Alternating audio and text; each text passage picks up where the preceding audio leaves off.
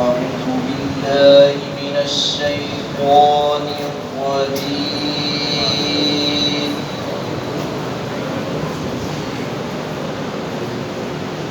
بسم الله الرحمن الرحيم.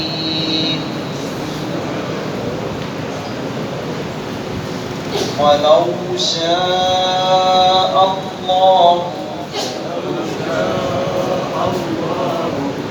لجعلهم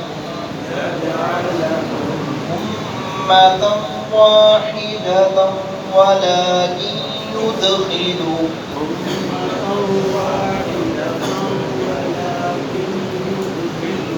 من يشاء في رحمته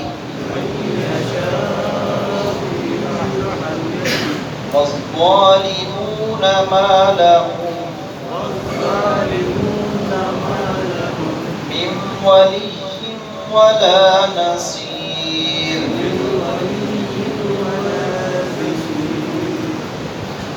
سورہ الشورى کی آیت نمبر 8 ہے. اللہ رب العزت نے مختلف فرق اور گروہوں کا تذکرہ کیا ہے جو اللہ رب العزت کے حکم سے ہی وجود میں آئے ہیں، اور اللہ رب العزت اگر چاہتا اس آیت میں فرمایا تو اللہ سب کو ایک جگہ پر اکٹھا فرما دیتا. یہ فرق جو ہے تقسیم، لوگ فرق میں تقسیم نہ ہوتے، لیکن یہ اللہ رب العزت نے نہیں چاہا. اللہ رب العزت چاہتے تو قوت ارادہ ہی عطا نہ کرتے یا دے کر بعد میں چھین لیتے. کیوں؟ حقیقی اختیارات کی مالک اللہ رب العزت کی ذات ہے. ہمیں جو اختیار دیا گیا ہے وہ عارضی ہے. بتایا گیا ہے یہ صراط مستقیم ہے، یہ شیطان کا راستہ ہے، یہ راستہ جنت کو جاتا ہے، یہ جہنم کو جاتا ہے. اس راستے کو اپنائیں گے تو کامیاب ہو جائیں گے، اس راستے کو اپنائیں گے تو ناکام اور نامراد ٹھہریں گے. تو اللہ رب العزت نے یہ اپنی صفت عدل ہے اور انصاف والا جو وصف ہے اس کو بھی تو پورا کرنا ہے. یہ اللہ رب العزت نے گروہ اور فرق بنائے ہیں، یہ زندگی عطا کی ہے. کون ایمان لاتا ہے اور کون ایمان سے باہر رہتا ہے، ایمان کے دائرے میں، اسلام کے دائرے میں داخل نہیں ہوتا. اور پھر سارے اعمال کون کرتا ہے؟ لِيَبْلُوَكُمْ أَيُّكُمْ أَحْسَنُ عَمَلًا. یہ اللہ رب العزت نے زندگی اور موت کو پیدا کیا تاکہ وہ آزمائے تم میں سے اچھے اور خوبصورت اعمال کون کرتا ہے. نبی اکرم صلی اللہ علیہ وسلم نے بھی یہی فرمایا کہ میری امت کے 73 گروہ ہوں گے، ان میں سے ایک جنت میں جائے گا. وہ کون سا جنت میں جائے گا؟ ما انا علیہ و اصحابی، جو میں محمد صلی اللہ علیہ وسلم اور میرے صحابہ کے طرز عمل کو اختیار کرنے والا ہے، وہ جنت میں جائے گا. تو یہ دوسرے جو لوگ ہیں وہ ان کو کوئی مددگار، کوئی ولی، کوئی دوست وہاں نظر نہیں آئے گا جو پیارے نبی صلی اللہ علیہ وسلم اور صحابہ کے طرز عمل کو چھوڑ کر غیروں کے راستے پر چل رہے اور غیروں کی پوجا پاٹ کر رہے، غیروں کو اپنا الہ بنا رکھا ہے، غیروں کے طریقے جو ہے ان کو بہتر اور اطیب قرار دیتا ہے.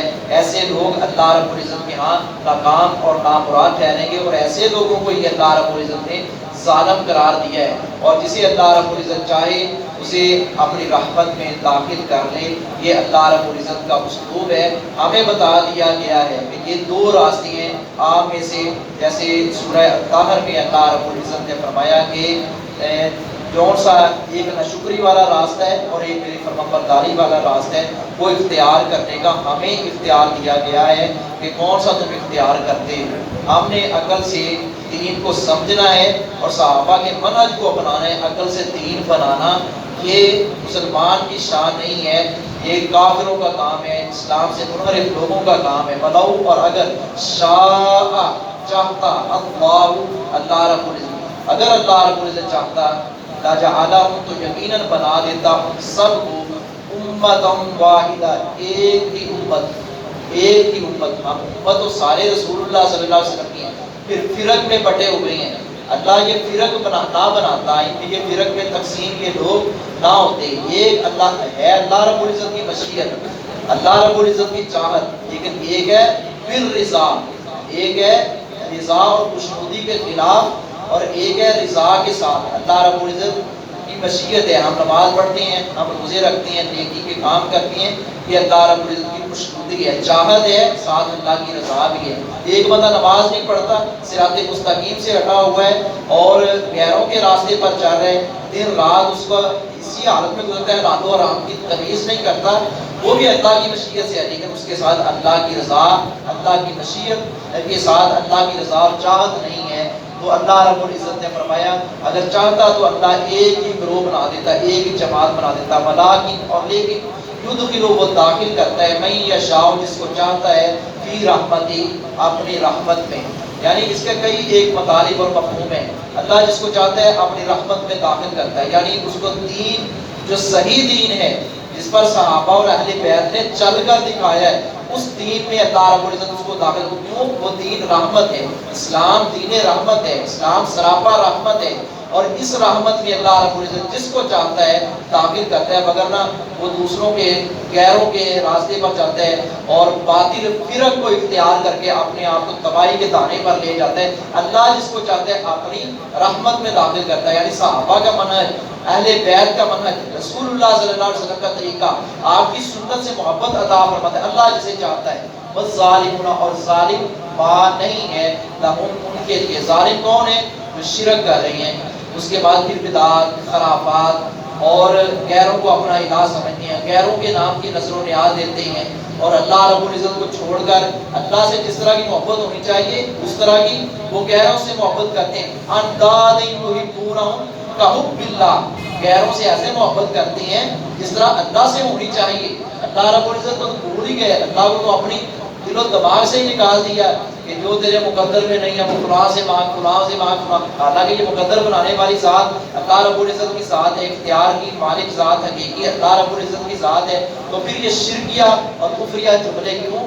ایسے لوگوں کو اللہ نے ظالم قرار دیا، ایسے لوگ اللہ کی رحمت میں نہیں ہوتے، ایسے لوگ بظاہر تو اسلام انہوں نے قبول کیا ہے، وہ مسلمان ہیں، لیکن اللہ کی نظروں میں ایسا اسلام لنگڑا بوڑھا ٹوٹا پھوٹا نہیں چاہیے، اللہ کو وہ اسلام چاہیے جو رسول اللہ صلی اللہ علیہ وسلم نے پیش کیا ہے۔ بس ظالم اور ظالم ماں نہیں ہے لہم ان کے لیے من ولیت کوئی دوست ولا نصیر اور نہ کوئی مددگار۔ اللہ ہمیں دین کا فہم اور سمجھ عطا فرمائے۔